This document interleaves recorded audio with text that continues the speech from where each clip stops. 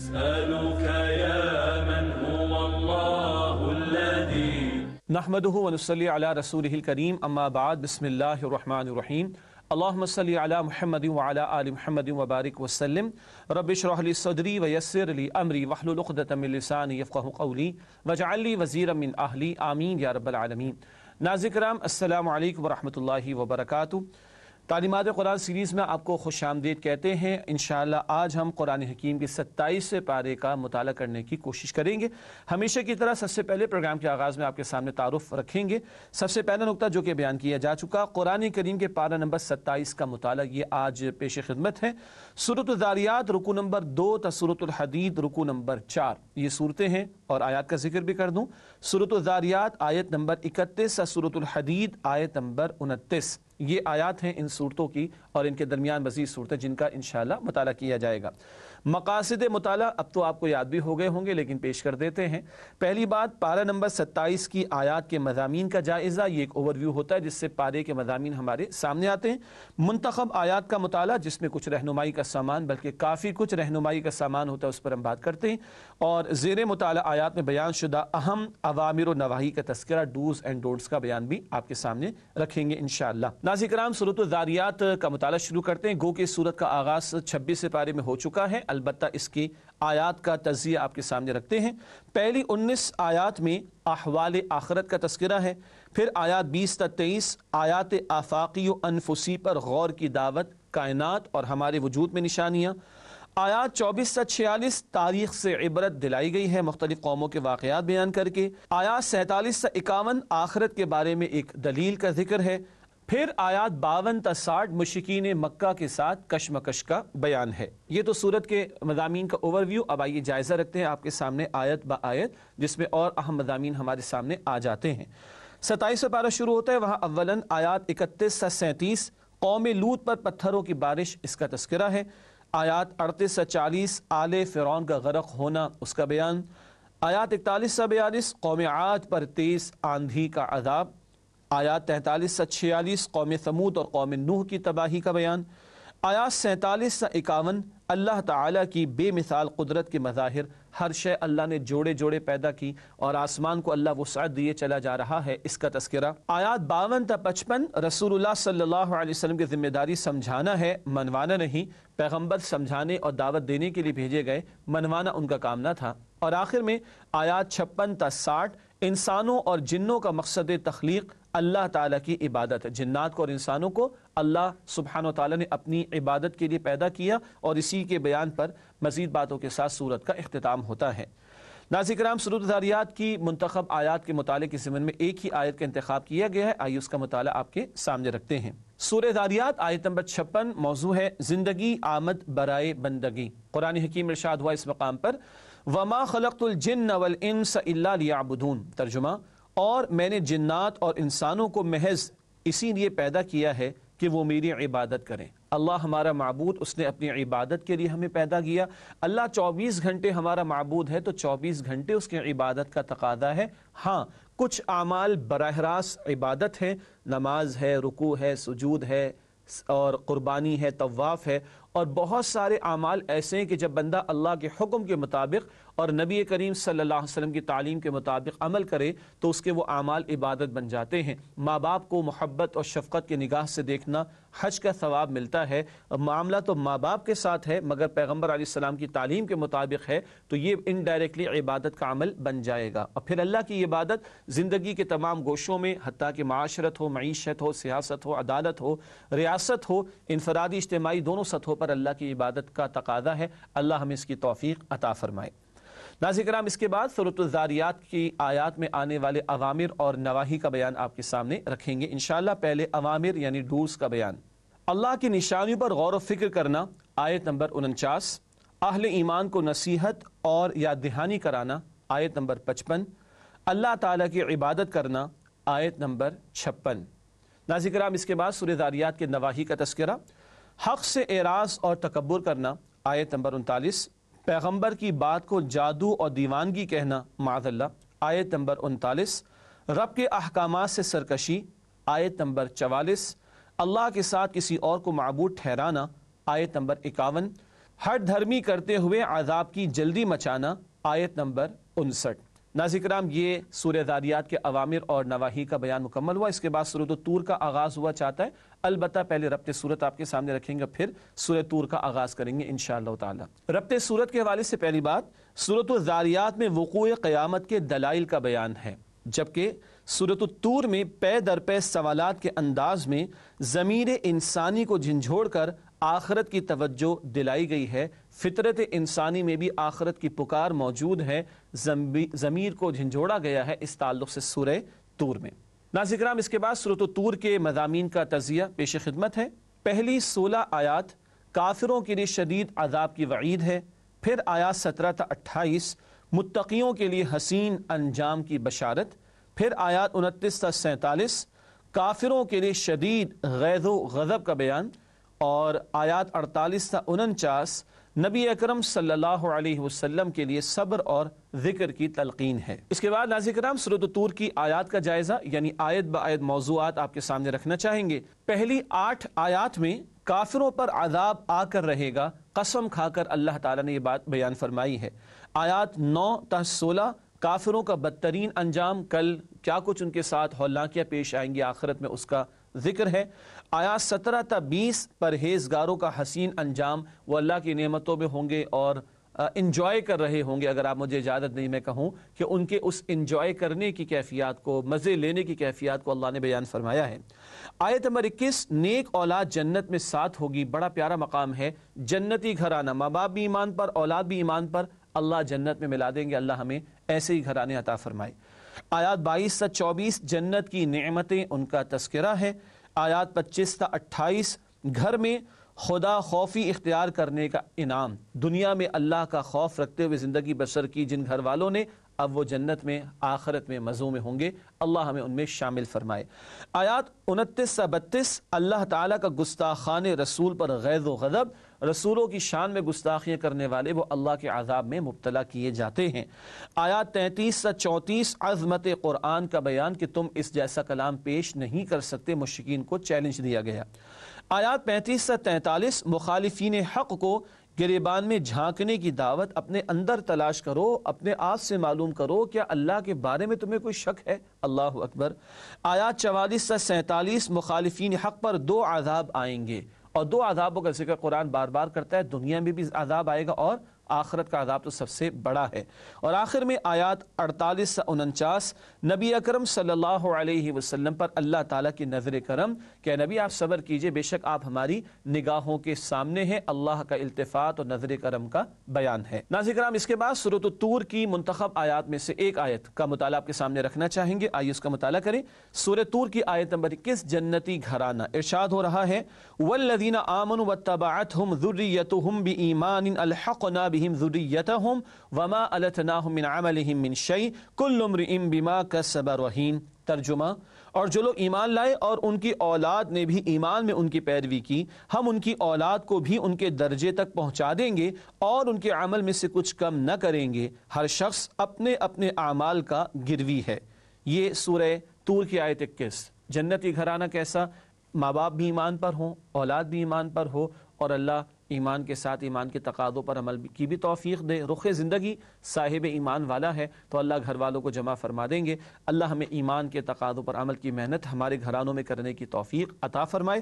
اللہم انا نسألک جنت الفردوس، اے اللہ ہم آپ سے جنت الفردوس کا سوال کرتے ہیں۔ ناظرین کرام، الحمدللہ سورہ طور کا مطالعہ ہوا مکمل۔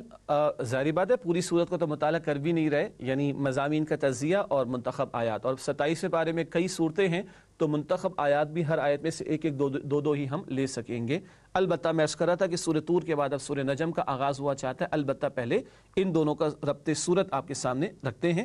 سورہ طور میں پے در پے سوالات کے انداز میں ضمیر انسانی کو جھنجھوڑ کر آخرت کی توجہ دلائی گئی ہے، اس پر پہلے بھی بات ہوئی۔ سورۃ النجم میں بتایا گیا ہے کہ نجات کا دار و مدار عقیدہ توحید اور اعمال صالحہ پر ہے، وہ آخرت جس کی فکر کا بیان طور میں ہے، اب سورہ نجم میں بتایا جا رہا ہے کہ توحید پر کاربند ہو کر اعمال صالحہ انجام دو گے تو آخرت میں نجات ملے گی۔ اس کے بعد چلتے ہیں سورۃ النجم کے مضامین کے تجزیے کی طرف، یعنی ایک اوور ویو سورت کے مضامین کا۔ پہلی 18 آیات عظمت مصطفیٰ صلی اللہ علیہ وآلہ وسلم کا بیان، معراج کے واقعے کی طرف بھی اشارہ یہاں پر آیا ہے۔ آیات 19 تا 30 مشرکانہ تصورات کی نفی، لات منات عزا جھوٹے معبودوں کی پوجا پاٹ کرنے والوں کے جھوٹے معبودوں کی نفی کی گئی ہے۔ آیات 41 تا 42 جزا و سزا کا بیان، کل کے نتائج کا تذکرہ ہے، اور آخر میں آیات 43 تا 62 اللہ تعالیٰ کی قدرت کے مظاہر اور ان قدرتوں کا بیان عقیدہ توحید کے تعلق سے توجہ دلانے کے لیے بھی ہوا کرتا ہے۔ اس کے بعد ناظرین کرام سورۃ النجم کی آیات کا جائزہ یعنی آیت با آیت موضوعات اب آپ کے سامنے رکھیں گے انشاءاللہ۔ سب سے پہلی 4 آیات حدیث رسول صلی اللہ علیہ وسلم کی اہمیت، رسول اللہ علیہ وسلم جو کچھ ارشاد فرماتے وہ اللہ کی وحی کے مطابق ہوتا ہے، آگے ان آیات پر بات بھی ہوگی انشاءاللہ۔ پھر آیات 5 تک 11 قرآن حکیم کے 2 راویوں کی ملاقات، سبحان اللہ، راوی پہلے کون ہے؟ جبریل علیہ السلام، اور دوسرے کون ہے؟ رسول کریم علیہ السلام، ان کی ملاقات کا تذکرہ ہے۔ آیات 12 تا 18 معراج مصطفیٰ صلی اللہ علیہ وسلم کا بیان، عروج کی انتہا اور باری تعالیٰ کے حضور ملاقات کا شرف رسالت مآب علیہ السلام کو عطا ہوا، اور احادیث سے پتہ چلتا ہے کہ وہ مقام بھی آگے کہ جبرائیل نے عرض کی کہ اس سے آگے میں نہیں جا سکتا ورنہ میرے پر بھی جل جائیں گے۔ اس کے بعد کیا ہے وہ اللہ ہی جانتا ہے، اور اس کے پیغمبر علیہ السلام کو جو اس کا مشاہدہ ہوا۔ اس کے بعد آیات 19 تا 22 مشرکین مکہ کی اللہ کے ساتھ عجیب بے انصافی، اللہ اکبر کبیرہ، اپنے لیے بیٹے پسند کرتے تھے اور معاذ اللہ اللہ کے لیے بیٹیاں پسند کر ڈالی، فرشتوں کو اللہ کی بیٹیاں قرار دے دی، اور اپنی جو دیوی دیوتا تھے ان میں جو مونس تھی ان کے نام بھی جو ہے وہ ان کے مونس نام رکھ دیے معاذ اللہ، اور اللہ کی طرف بیٹیوں کو منسوب کر دیا معاذ اللہ ثم معاذ اللہ۔ یہ حرکتیں ان مشرکین کی یہاں پر بیان ہوئی، ان کے بھونڈے عقیدوں کا ذکر ہوا ہے۔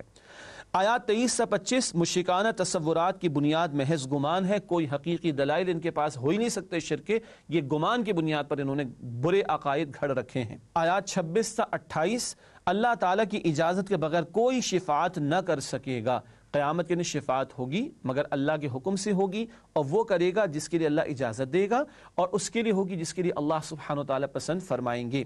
آیات 29 سے 30 دنیا داروں کی محرومی، جو دنیا ہی میں پڑے رہے آخرت میں ان کے لیے کوئی حصہ نہیں۔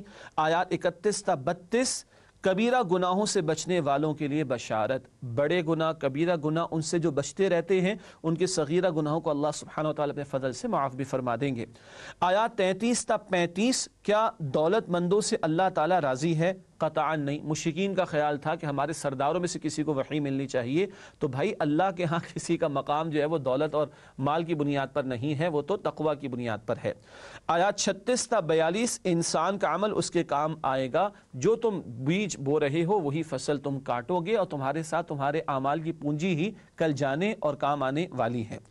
آیات 43 تا 49 متضاد احوال، اللہ تعالیٰ کی قدرت کے مظاہر، اللہ ہی کھلاتا پلاتا ہے وہی بھوکا رکھتا ہے، اللہ ہی کسی کو امیری دیتا ہے کسی کو غریب بناتا ہے، یہ جو کیفیات ہیں بدلتے حالات کی، کل اختیار کس کا؟ اللہ سبحانہ و تعالیٰ کا۔ آیات 50 سے 55 قوموں کی ہلاکت، اللہ تعالیٰ کے جلال کے مظاہر، اس کا بیان ہے۔ پچھلی قوموں نے نافرمانی کی روش اختیار کی، کفر پر اڑے رہے تو اللہ نے مٹا دیا، اور ان کا ذکر کر کے ہر دور کے لوگوں کو اللہ سبحانہ وتعالیٰ عبرت دلاتے ہیں۔ اور آخر میں آیات 56 تا 62 گناہوں سے باز آ جاؤ، اس کا حکم دیا گیا ہے، ورنہ پھر اللہ کی پکڑ، اس کا ڈراوا بھی بیان ہوا ہے۔ ناظرین کرام آیات کے جائزے کے بعد منتخب آیات کا مطالعہ 27 پارے میں سورہ نجم کے تعلق سے ایک بلکہ 2 آیات کا ہم نے انتخاب کیا ہے، وہ آپ کے سامنے رکھتے ہیں۔ سورہ نجم آیات 3 اور 4 حدیث رسول صلی اللہ علیہ وسلم کی اہمیت، ارشاد ہوا ہے قرآن حکیم میں وَمَا يَنطِقُ عَنِ الْهَوَىٰ إِنْ هُوَ إِلَّا وَحْيٌ يُوحَىٰ، ترجمہ، اور رسول صلی اللہ علیہ وسلم اپنی خواہش سے کوئی بات نہیں کہتے، وہ تو صرف وحی ہے جو اتاری جاتی ہے۔ یہ ہے اللہ کے پیغمبر علیہ السلام کی حدیث مبارک کی اہمیت کہ قرآن بھی آپ پر نازل ہوا اور قرآن کے علاوہ بھی آپ پر وحی کا نزول ہوا، اور جو آپ نے ارشاد فرمایا وہ اللہ کی وحی کے مطابق اور اللہ کی وحی کے تابع ہے اور اللہ کی نگرانی میں ہے۔ چند مقامات پر قرآن میں بھی ہم محسوس کرتے ہیں کہ اللہ کے پیغمبر علیہ السلام کو کہیں متوجہ کیا گیا، اس سے بھی پتہ چلتا ہے کہ اللہ کی ہر آن آپ پر نگرانی تھی اور آپ اس کی وحی اور نگرانی ہی میں سب کچھ بیان فرماتے تھے، تو یہ مقام بھی حدیث کی اہمیت کے حوالے سے بڑا قیمتی ہے۔ اس کے بعد سورۃ القمر کا آغاز کرتے ہیں، البتہ پہلے ربط سورت کا بیان پیش خدمت ہے۔ ربط سورت کے حوالے سے پہلی بات، سورۃ النجم میں سابقہ ہلاک ہونے والی قوموں کا اجمالی ذکر تھا۔ اجمال کا مطلب مختصر بیان۔ سورۃ القمر میں ان اقوام کا ذکر تفصیل سے کیا گیا ہے، یہ آپس میں ان دونوں صورتوں کا ربط ہوا آپ کے سامنے بیان۔ اس کے بعد سورۃ القمر کے مضامین کا تجزیہ آپ کے سامنے رکھتے ہیں ایک اوور ویو کی شکل میں۔ پہلی 8 آیات مشرکین مکہ پر اللہ تعالیٰ کا غیظ و غضب اس کا بیان ہے۔ پھر آیات 9 تا 42 سابقہ اقوام پر اللہ تعالیٰ کا عذاب ان قوموں کا بیان آیا ہے۔ پھر آیات 43 تا 48 مشرکین مکہ پر اللہ تعالیٰ کا غیظ و غضب پھر بیان ہوا ہے، اور آخر میں آیات 49 تا 55 تقدیر کا بیان اس مقام پر آیا ہے۔ ناظرین کرام، اس کے بعد چلتے ہیں سورۃ القمر کی آیات کے جائزے کی طرف، یعنی آیت با آیت موضوعات کا تذکرہ آپ کے سامنے رکھتے ہیں۔ پہلی 5 آیات مشرکین مکہ کی ہٹ دھرمی، ہر معجزہ دیکھ رہے ہیں، آیات دیکھ رہے ہیں، نشانیاں دیکھ رہے ہیں، مگر جانتے بوجھتے حق کو رد کر رہے ہیں۔ آیات 6 تا 8 روز قیامت کافروں کی بری حالت، کل خوفناکی ہوگی، ہولناکی ہوگی، اور اللہ کے عذاب میں پکڑ میں مبتلا کیے جائیں گے۔ آیات 9 تا 16 قوم نوح کا برا انجام، اس قوم کو غرق کر دیا گیا تھا۔ آیت نمبر 17 قرآن سمجھنے کے لیے آسان کر دیا گیا ہے، نصیحت کے حصول کے لیے آسان کر دیا گیا ہے، اور یہ بات آیت نمبر 17، 22، 32 اور 40 میں 4 مرتبہ دہرائی گئی ہے۔ وَلَقَدْ يَسَّرْنَا الْقُرْآنَ لِلذِّكْرِ فَهَلْ مِن مُدَّكِرٍ۔ پھر آیات 18 تا 22 قوم عاد کی بربادی کا تذکرہ ہے۔ آیات 23 تا 32 قوم ثمود کی تباہی کا ذکر، جس قوم کی طرف صالح علیہ السلام کو بھیجا گیا تھا اور اونٹنی کا موضع دیا گیا تھا۔ آیات 33 تا 40 قوم لوط پر بدترین عذاب، پتھروں کی بارش سے یہ قوم ہلاک کی گئی تھی۔ آیات 41 تا 42 آل فرعون کی بدبختی اور پھر ان کو غرق بھی کر دیا گیا تھا۔ آیات 43 تا 48 کیا مشرکین مکہ پر عذاب نہیں آئے گا؟ کیوں نہیں، پچھلے اڑے رہے تو ان پر عذاب آیا، تم بھی اڑے رہو گے اور پیغمبر کی دعوت کو رد کرو گے تو تم بھی اللہ کے عذاب میں مبتلا کیے جاؤ گے، یہ مشرکین مکہ کو بتایا گیا۔ اور آخر میں آیات 49 تا 55 تقدیر میں سب کچھ لکھا جا چکا ہے، مراد ہے کہ جو ہو رہا ہے اللہ کے علم میں ہے، جو کچھ کرتوت اور اعمال بندوں کے ہیں اس کے نتائج سامنے آ رہے ہیں، مگر یہ سب کچھ اللہ سبحانہ و تعالیٰ کے علم میں ہے۔ ناظرین کرام، اس کے بعد سورہ قمر کی منتخب آیات کے مطالعے میں سے ایک ہی آیت آپ کے سامنے رکھیں گے، اور وہ ہے آیت نمبر 17، قرآن نصیحت کے لیے آسان۔ وَلَقَدْ يَسَّرْنَا الْقُرْآنَ لِلذِّكْرِ فَهَلْ مِن مُدَّكِرٍ، یہ آیت 4 مرتبہ دہرائی گئی ہے، آیت 17، 22، 32 اور 40 میں۔ ترجمہ: اور یقیناً ہم نے قرآن کو نصیحت کے لیے آسان کر دیا ہے، تو کوئی ہے جو سوچے سمجھے۔ قرآن کے فہم کے 2 بنیادی پہلو سامنے رہیں۔ ایک قرآن کا سادہ آسان مفہوم ہے، وہ ہر ایک کے لیے اوپن ہے۔ بہت سارے غیر مسلم ہیں جو قرآن کو اپنی زبان میں پڑھ کر ایمان قبول کر رہے ہیں، تو کیا ان کے ایمان کو رد کر دیا جائے گا کہ صاحب آپ نے قرآن کو تو پہلے صحیح طرح پڑھنا تھا، اتنے علوم حاصل کرنے تھے، پھر آپ کا ایمان قبول کیا جائے گا؟ قطعاً نہیں۔ بیسک میسج قرآن کا کلیئر ہے، میں کون، مجھے کس نے پیدا کیا اور کیوں پیدا کی، دنیا کیوں بنائی گئی، کائنات کیوں سجائی گئی، اور میرا ڈیسٹینیشن کیا ہے، اس سے متعلقہ بنیادی حقائق بہت وضاحت سے قرآن میں سادہ انداز میں بیان کیے گئے، اور یہ قرآن کا بیسک میسج ہے۔ نسألك يا من هو الله الذي هو الله السلام علیکم ورحمۃ اللہ وبرکاتہ۔ ناظرین کرام، تعلیمات قرآن سیریز میں آپ کو خوش آمدید کہتے ہیں۔ وقفے سے پہلے سورہ قمر کے تعلق سے گفتگو ہوئی تھی مکمل، اس کے بعد سورۃ الرحمن کا آغاز ہوا چاہتا ہے، البتہ پہلے ربط سورت کو سمجھ لیتے ہیں۔ پہلی بات اس حوالے سے ہے، سورۃ القمر میں سابقہ 5 اقوام کی تکذیب کا ذکر تھا، پچھلی قوموں کا بیان، ان پر آنے والے عذابوں کا تذکرہ بھی تھا سورہ قمر میں۔ سورۃ الرحمن میں جنات اور انسانوں سے 31 مرتبہ سوال کیا گیا ہے کہ اپنے رب کی کون کون سی نعمت کی تکذیب کرو گے۔ سوالیہ انداز میں تکذیب سے روکنے کی بات کی جا رہی ہے، کس کس نعمت کی تکذیب کرو گے، جھٹلاؤ گے، اور وہ آیت ہم سب کو یاد ہے، فَبِأَيِّ آلَاءِ رَبِّكُمَا تُكَذِّبَانِ۔ ناظرین کرام، اس کے بعد سورۃ الرحمن کے مضامین کا تجزیہ، اس کو عروس القرآن، قرآن کی دلہن بھی کہا گیا، اور بڑی پیاری صورت ہے کہ بیک وقت جنات اور انسانوں دونوں سے خطاب اس صورت میں ہے۔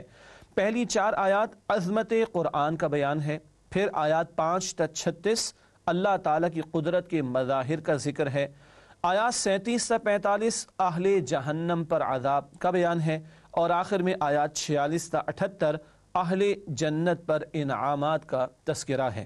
اس کے بعد سورۃ الرحمن کی آیات کا جائزہ آیت با آیت موضوعات کے اعتبار سے۔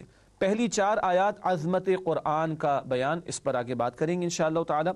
پھر آیات 5 تا 9 پوری کائنات میں عدل ہے، تم بھی عدل کرو، اللہ العادل، اس نے کائنات کو عدل پر قائم کیا ہوا ہے، تم بھی عدل کرو گے تمہارے معاملات درست ہوں گے۔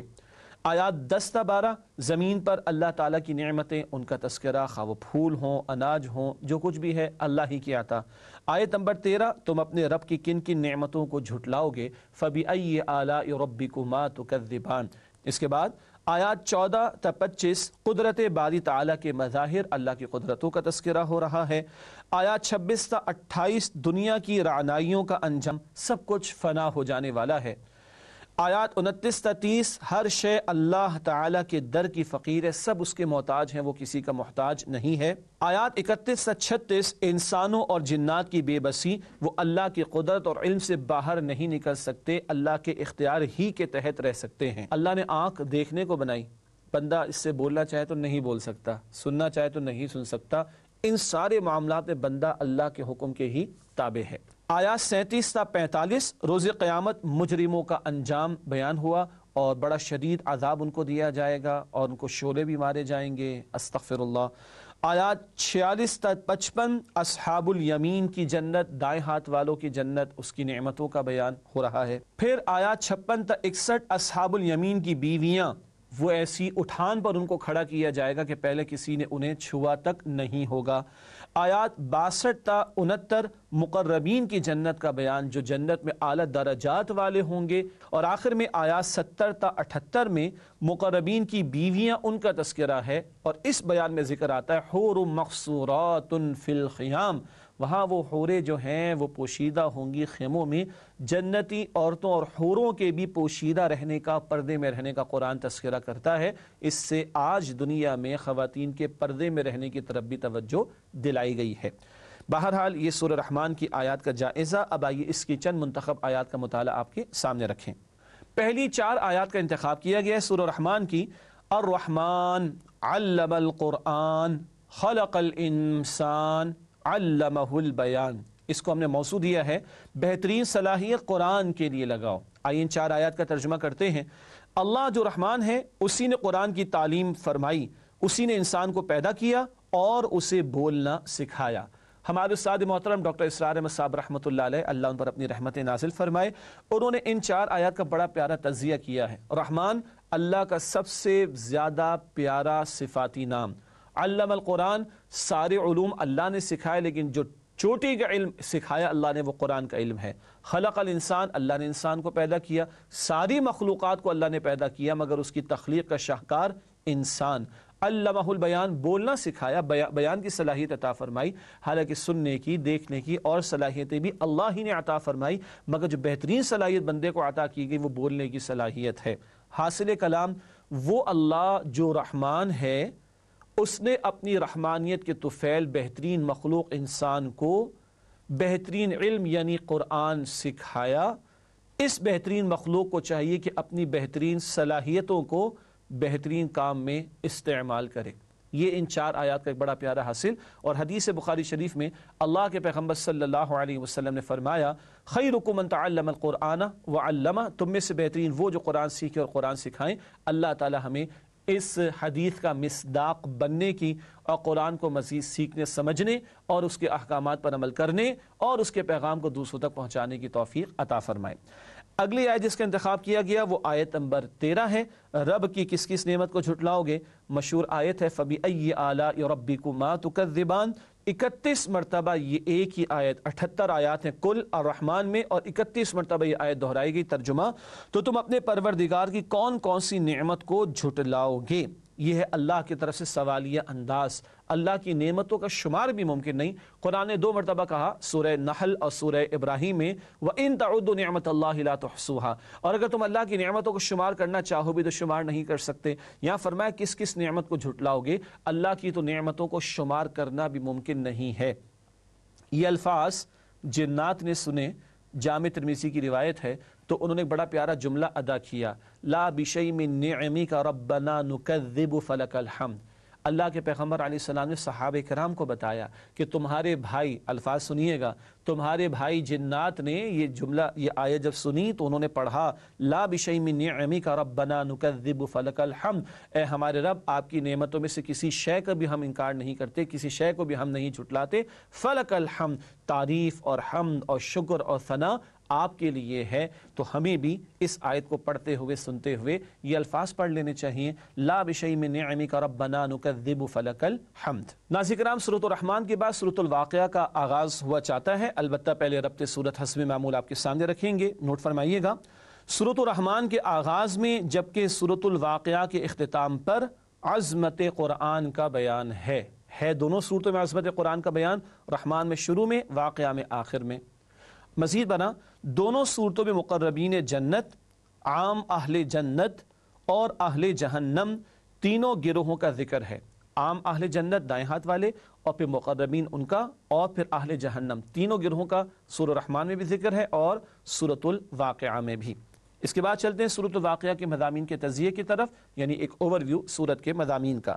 پہلی 10 آیات قیامت کا نقشہ کھینچا گیا ہے، پھر آیات 11 تا 26 مقربین کی جنت کا نقشہ پیش کیا گیا ہے، آیات 27 تا 40 اصحاب الیمین کی جنت کا تذکرہ ہے، دائیں ہاتھ والے، آیات 41 تا 56 اہل جہنم کا برا انجام بیان ہوا ہے، آیات 57 تا 74 اللہ تعالیٰ کی قدرت کے مظاہر کا تذکرہ ہے، پھر آیات 75 تا 82 عظمت قرآن کا بیان ہے، اور آخر میں آیات 83 تا 96 موت کی کیفیت کا بیان، اور تینوں گروہ عام اہل جنت، مقربین اور اہل جہنم، ان کا بھی مختصراً بیان اس صورت کے آخر میں کیا گیا ہے۔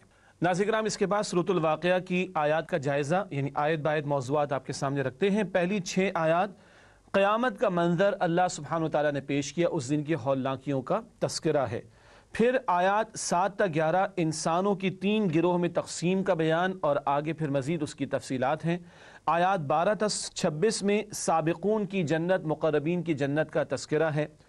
آیات 27 تا 40 اصحاب الیمین کی جنت، یعنی دائیں ہاتھ والوں کی جنت کا تذکرہ۔ پھر آیات 41 تا 56 اصحاب الشمال کا برا انجام، بائیں ہاتھ والے یعنی جہنم والوں کے برے انجام کا تذکرہ۔ آیات 57 تا 62 رحم مادر میں انسانوں کی تخلیق کون کرتا ہے، بڑے جلالی انداز میں اللہ نے کچھ سوالات سامنے رکھ کر اپنی قدرتوں کا اظہار کیا ہے۔ آیات 63 تا 67 بیج سے فصل کون اگاتا ہے۔ آیات 68 تا 70 بارش کون نازل کرتا ہے، یہ سب اللہ کی قدرتوں کا بیان۔ آیات 71 تا 74 آگ اللہ تعالیٰ کی قدرت کی نشانی، اور یہ درخت اور اس سے کس قدر ایندھن کا سامان میسر آتا ہے بندوں کو، اس کا تذکرہ۔ پھر آیات 75 تا 76 عظمت قرآن کے لیے عظیم گواہی، ستاروں کے ڈوبنے کے مقام کی قسم کھا کر اللہ نے قرآن کی عظمت کو بیان کیا۔ پھر آیات 77 تا 82 عظمت قرآن کریم کا بیان، اسے مطہرین یعنی پاکیزہ لوگ ہی چھو سکتے ہیں، فرشتوں کی طرف بھی اشارہ۔ آیات 83 تا 87 موت کا منظر، اللہ تعالیٰ اس کی ہولناکی سے سختی سے ہم سب کی حفاظت فرمائے، جانا ہے ہر ایک کو۔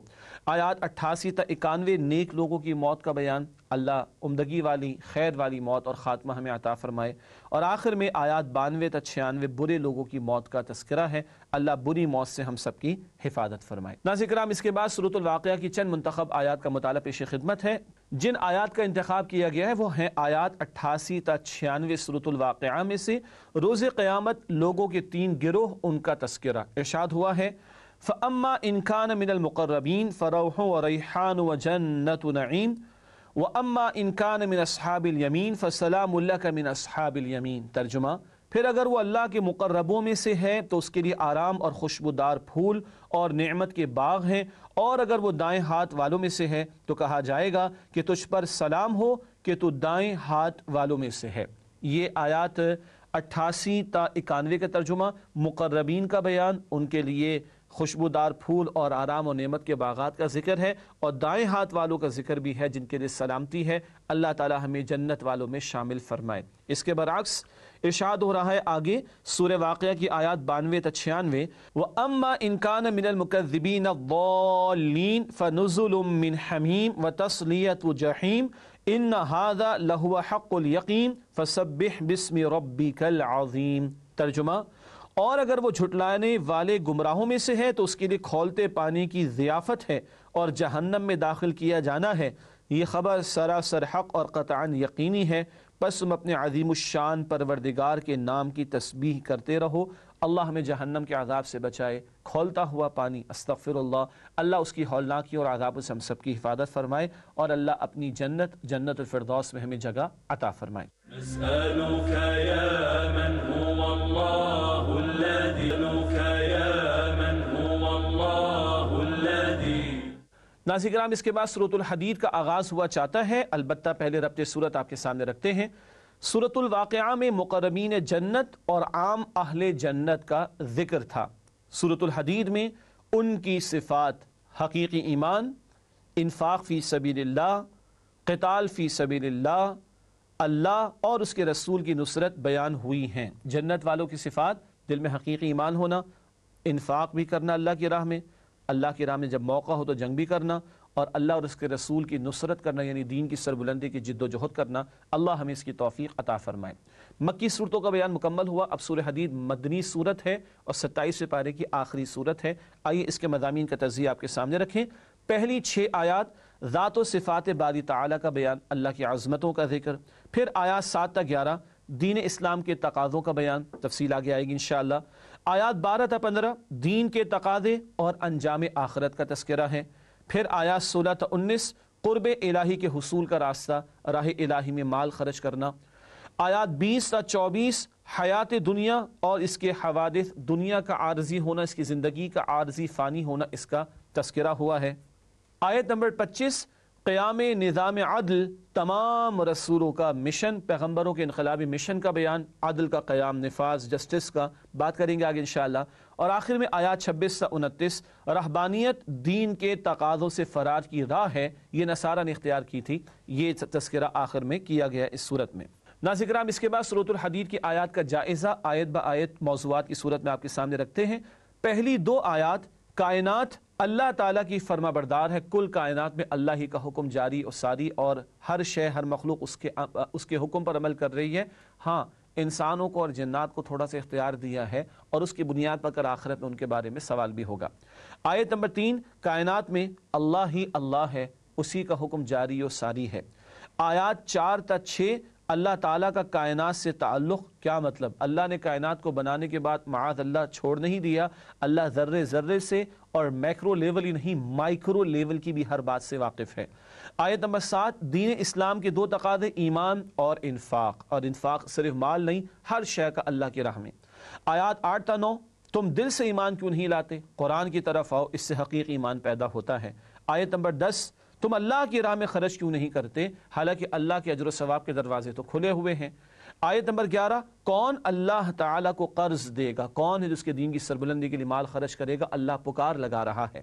آیت نمبر 12 دین کے تقاضے ادا کرنے والوں کے لیے انعام جنت کا وعدہ۔ آیت نمبر 13 دین کے تقاضے ادا نہ کرنے والوں کا انجام، کل وہ جہنم میں ہوں گے۔ آیت نمبر 14 مؤمن رفتہ رفتہ منافق کیسے بن جاتا ہے، دل سے قبول نہ کیا ہو، زبان سے دعوے کیے ہوں تو پھر نفاق کی طرف قدم بڑھ سکتے ہیں۔ آیت نمبر 15 روز قیامت منافقین کافروں کے ساتھ ہوں گے، انجام نفاق اور کفر کا ایک ساتھ ہوگا۔ آیت نمبر 16 کیا اب بھی نادم ہونے کا وقت نہیں آیا، تمہارے دل لرز کیوں نہیں جاتے اللہ کے کلام کو سن کر۔ آیات 17 تا 19 دل کی سختی دور کرنے کا قرآنی راستہ، مال کو اللہ کی راہ میں خرچ کرو۔ آیت نمبر 20 انسانی زندگی کے 5 ادوار کا بیان، بچپن ہے، لڑکپن ہے، جوانی ہے، اور ذرا بڑی عمر اور پھر بڑھاپے کا معاملہ ہے۔ آیت نمبر 21 مقابلے کا اصل میدان محنت کرنی ہے تو اللہ کی جنت اور اس کی مغفرت کے حصول کے لیے کرو۔ آیات 22 سے 24 حوادث دنیا کی حقیقت، یہ بدلتے حالات امتحان ہے اللہ کی طرف سے، کبھی شکر کا امتحان ہو رہا ہے، کبھی صبر کا امتحان تمہارا لیا جا رہا ہے۔ آیت نمبر 25 تمام رسولوں کا مشن، قیام نظام عدل، جسٹس پر مبنی، عدل پر مبنی نظام کا قیام۔ آیات 26 تا 27 رہبانیت، دین کے تقاضوں سے فرار کی راہ۔ شیطان کچھ لوگوں کو کونے کھدرے میں بٹھا کر کہتے ہیں بس تم اللہ اللہ کرتے رہو، باقی معاشرے کو اس کے حال پر چھوڑ دو، اور یہ خود ساختہ تصور نیکی میں مبتلا لوگ اللہ کے دین کے لیے جد و جہد کے لیے میدان میں نہیں آتے، اور شیطان کا کام پورا ہو رہا ہوتا ہے۔ رہبانیت کا تذکرہ ہوا۔ آیات 28 تا 29 عیسائیوں کے لیے حصول سعادت کا موقع، اہل کتاب کو کہا جا رہا ہے آخری پیغمبر صلی اللہ علیہ وسلم پر ایمان لے آؤ، تم بھی اللہ کی رحمت کے مستحق بن سکتے ہو۔ ناظرین کرام، اس کے بعد سورۃ الحدید کی چند منتخب آیات کا بیان آپ کے سامنے رکھیں گے۔ آیات 7 تا 11 یہیں پہ ایمان اور انفاق کے تقاضے بیان ہوئے ہیں، ان کا تذکرہ آپ کے سامنے کرنا چاہیں گے انشاءاللہ۔ ارشاد ہوا آمنوا باللہ ورسولہ وانفقوا مما جعلکم مستخلفین فیہ فالذین آمنوا منکم وانفقوا لهم اجر کبیر وما لکم لا تؤمنون باللہ والرسول یدعوکم لتؤمنوا بربکم وقد اخذ میثاقکم ان کنتم مؤمنین۔ یہ آیت 7 اور 8 کا ترجمہ کرتے ہیں آپ کے سامنے۔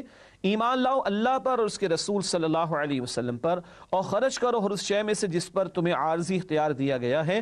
جو لوگ تم میں سے ایمان لائے اور خرچ کرتے رہے ان کے لیے بڑا ثواب ہے۔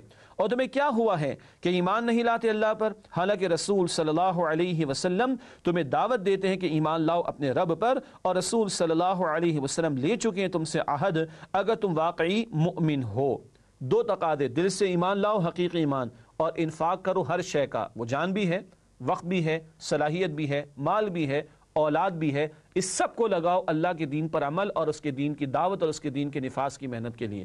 پھر جھنجھوڑا جا رہا ہے کیوں واقعتاً ایمان نہیں لاتے جبکہ رسول تمہیں ایمان کی دعوت دے رہے ہیں۔ ایمان والوں کو جھنجھوڑا جا رہا ہے، خاص طور پر وہ جو منافقین تھے کہ دل سے ایمان کیوں نہیں لاتے۔ اس کے بعد اب ترغیب کا انداز آ رہا ہے، اگلی آیات کا مطالعہ کرتے ہیں۔ آیت نمبر 9 اور پھر اس کے بعد 10 اور 11 کا بیان بھی آئے گا۔ ارشاد ہوا هو الذي ينزل على عبده آیات بینات لیخرجکم من الظلمات الى النور وان اللہ بکم لرؤوف رحیم۔ اس آیت کا پہلے ترجمہ کرتے ہیں آپ کے سامنے۔ وہی تو ہے جو نازل کرتا ہے اپنے بندے پر واضح آیات تاکہ نکال لائے تمہیں اندھیروں سے روشنی میں، اور بے شک اللہ تم پر نہایت شفقت کرنے والا مہربان ہے۔ اب ترغیب دلائی جا رہی ہے حقیقی ایمان کہاں سے ملے گا؟ اللہ کی آیات سے، قرآن حکیم سے۔ اس قرآن سے جڑو، اس قرآن سے تمہارے اندر حقیقی ایمان پیدا ہوگا، اور جب حقیقی ایمان ہوگا تو پھر تم انفاق بھی کرو گے۔ اگلی آیات میں پہلے ڈانٹ ڈپٹ بھی آ رہی ہے انفاق کے لیے، اور ترغیب اور تشویق اور موٹیویشن بھی آ رہی ہے۔ ارشاد ہوا وَمَا لَكُمْ أَلَّا تُنْفِقُوا فِي سَبِيلِ اللَّهِ وَلِلَّهِ مِيرَاثُ السَّمَاوَاتِ وَالْأَرْضِ لَا يَسْتَوِي مِنْكُمْ مَنْ أَنْفَقَ مِنْ قَبْلِ الْفَتْحِ وَقَاتَلَ۔ آیت کے اس حصے کا ترجمہ رکھتے ہیں آپ کے سامنے۔ اور تمہیں کیا ہوا ہے کہ خرچ نہیں کرتے اللہ کی راہ میں، حالانکہ آسمان و زمین کی وراثت اللہ ہی کے لیے ہے۔ برابر نہیں تم میں سے وہ جس نے خرچ کیا فتح سے پہلے اور جنگ کی۔ آگے مزید ذکر ہے اولئک اعظم درجۃ من الذین انفقوا من بعد وقاتلوا وکلا وعد اللہ الحسنی واللہ بما تعملون خبیر۔ اس آیت کا ترجمہ مکمل کرتے ہیں۔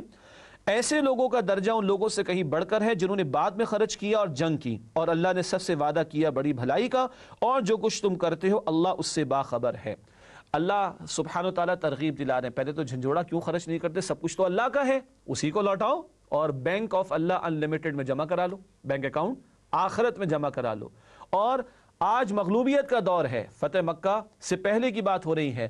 آج جو خرچ کرے گا اس کا درجہ بعد والوں سے زیادہ ہوگا، ہر ایک سے اللہ کا اجر و ثواب کا وعدہ ہے، مگر جو دین کی مغلوبیت کے دور میں خرچ کرے، اپنے آپ کو لگائے، اپنی صلاحیتوں کو کھپائے، اس کا اجر مغلوبیت کے دور والوں کا اجر بعد والوں سے جب دین غالب ہو چکا ہو بہت زیادہ ہوگا۔ آج بھی موقع ہے میرے اور آپ کے لیے اللہ کی راہ میں خرچ کرنے کا اور ثواب میں آگے بڑھنے کا۔ اگلی آیت، آیت نمبر 11 میں بڑا پیارا انداز اللہ کی طرف سے ترغیب کا فرمایا، من ذا الذی یقرض اللہ قرضا حسنا فیضاعفہ لہ ولہ اجر کریم۔ کون ہے جو اللہ کو قرض دے اچھا قرض، پھر وہ دو چند کرے اس کے لیے اس انفاق کو، اور اس کے لیے عزت کا صلہ ہے۔ قرض حسن جو حلال میں سے دیا جائے، حسن نیت کے ساتھ خرچ کیا جائے، اللہ بڑھا چڑھا کر عطا فرمانے کا وعدہ دے رہے ہیں۔ اللہ ہمیں اپنی راہ میں لگانے کی، کھپانے کی توفیق عطا فرمائے۔ ناظرین کرام، اس کے بعد اگلی اور آخری آیت جس کا انتخاب کیا گیا سورہ حدید کی آیت نمبر 25، رسولوں کا انقلابی مشن، قیام عدل۔ ارشاد ہوا لقد ارسلنا رسلنا بالبينات وانزلنا معهم الكتاب والميزان ليقوم الناس بالقسط وانزلنا الحديد فيه بأس شديد ومنافع للناس وليعلم الله من ينصره ورسله بالغيب ان الله قوي عزيز۔ ترجمہ، بلا شبہ ہم نے بھیجا اپنے رسولوں کو واضح نشانیوں کے ساتھ، اور ہم نے نازل کی ان کے ساتھ کتابیں اور ترازو، نظام عدل، تاکہ لوگ عدل پر قائم ہوں، اور ہم نے لوہا بھی اتارا ہے جس میں شدید جنگ کی صلاحیت ہے، اور لوگوں کے لیے دیگر فائدے بھی ہیں، تاکہ اللہ ظاہر کر دے کہ کون غیب میں رہتے ہوئے اس کی اور اس کے رسولوں کی مدد کرتا ہے۔ بے شک اللہ بڑا طاقتور اور زبردست ہے۔ پیغمبر کیوں بھیجے گئے؟ تاکہ انسانیت کو عدل پر، قسط پر، جسٹس پر قائم کیا جائے۔ یہ بڑا محدود تصور ہے کہ کتاب پڑھ لی جائے، پڑھا دی جائے اور بات ختم ہو جائے۔ نہیں، پیغمبروں کو کتابیں دی گئی، موضوعات دیے گئے، شریعت دی گئی نفاذ کے لیے۔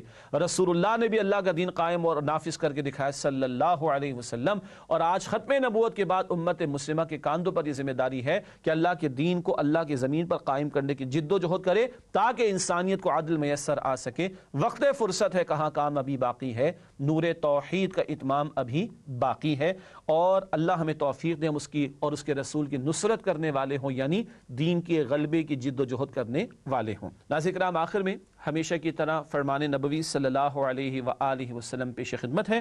قرآن مجید کا ایک سرا اللہ تعالیٰ کے ہاتھ میں ہے اور دوسرا سرا اہل ایمان کے ہاتھ میں، پس جو اسے تھامے رہیں گے نہ دنیا میں گمراہ ہوں گے نہ آخرت میں ہلاک ہوں گے۔ یہ طبرانی شریف کی روایت ہے۔ ناظرین کرام، اسی کے ساتھ پروگرام کا وقت ہوا مکمل اور آپ سے چاہیں گے اجازت۔ وزٹ کیجئے e.quranacademy.com۔ اللہ تعالی ہم سب کو قرآن حکیم سے مزید مضبوطی عطا فرمائے، آمین یا رب العالمین۔ وآخر دعوانا ان الحمدللہ رب العالمین، والسلام علیکم ورحمۃ اللہ وبرکاتہ۔ نسألك يا من هو الله الذي